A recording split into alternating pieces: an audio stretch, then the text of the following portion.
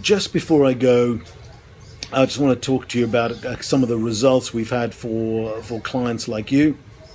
Let me talk to you about Grant. Grant hired us. His profits were poor. They were, I mean, really poor. He was working really hard. Very, very talented graphic designer. Really beautiful stuff, like all my clients. Actually, I just love the stuff they put out. I'm just not creative in that way. I'm creative with numbers. I'm creative with business models. I'm creative with strategy, but not visually. And what I do is, as you know, is take the numbers and make them visual for you so you can get it, and then you can translate that into what action needs to be taken with me. So we worked with him, and within a very short time we increased his profits threefold. It wasn't hard to do because it was pretty bad.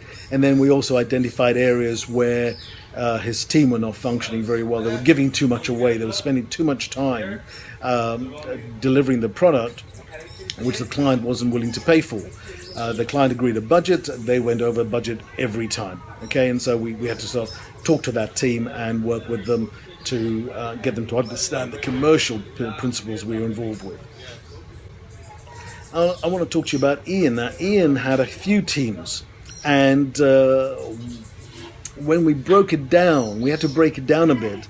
Well, clearly something was going wrong, but when we broke it down, we found that things were really going wrong in one of his teams, and the team where it was going wrong was, unfortunately, one of his relatives was in that team and was taking advantage a little bit of time, and was getting paid for time it wasn't working, and so he had to sort of deal with that. But that was sometimes one team can just be a rogue team and can just not function well because it's not led well, it's not managed well, it's not planned well. But at least you know that it's a problem, and then you have to he had a chance to deal with it, which he did. And so his profits went up, his peace of mind went up, and he stemmed that leak. With Paul, we undertook it. Now this gentleman he ran a really beautiful business, very, very good business person, great strategy, great business model. But he had come to an impasse. Things weren't changing, and so what we did was we have a whole range of tools, and we used a tool called our SWOT analysis. It's not uncommon. It's quite a common one. The power in the SWOT analysis is having somebody with a whole load of business knowledge and experience outside yours. When I do my SWOT analysis, I'll pick up 10% of the stuff that would be picked up if I work with my mentors on my SWOT analysis. And I do that every 6 to 12 months, So it's important we do it regularly. It's not a fix once and it's all done. Things change. It's very dynamic. Business is very dynamic, isn't it? And so with Paul, we did a SWOT analysis, and we found an opportunity for him. It was actually beautiful, and that one opportunity built another £60,000 into his annual profits, which was really lovely for him.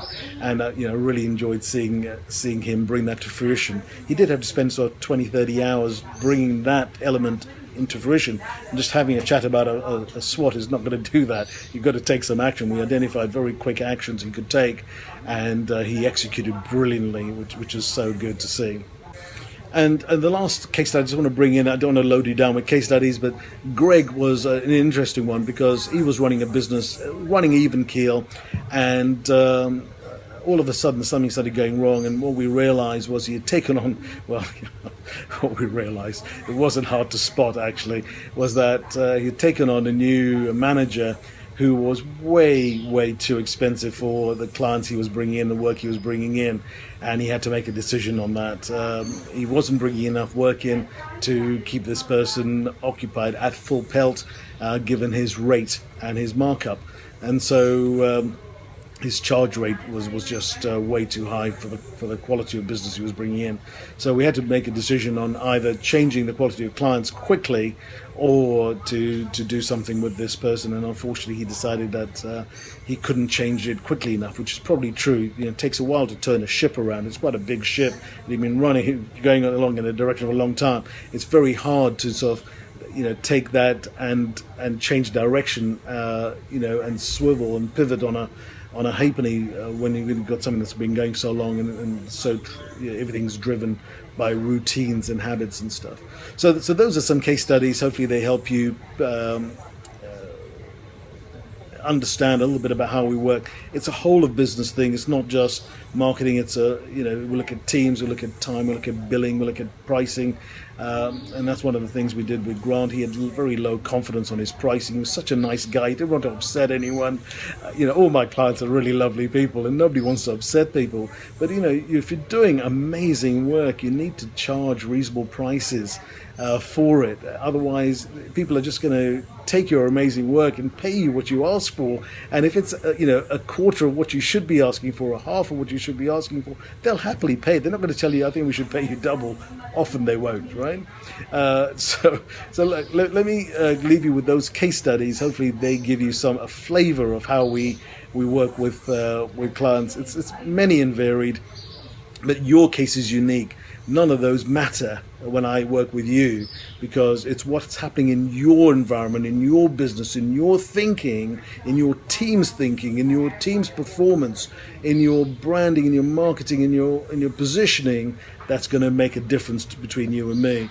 And I'm just going to help you see things that could change and can make a massive difference. It'll be up to you to do the thing. You're the person on the journey. I'm just guiding you through it. And I'm sure it'll be amazing if we work together. If we don't work together, it's probably exactly right that we shouldn't. All right. Thanks a lot. All the best. Goodbye.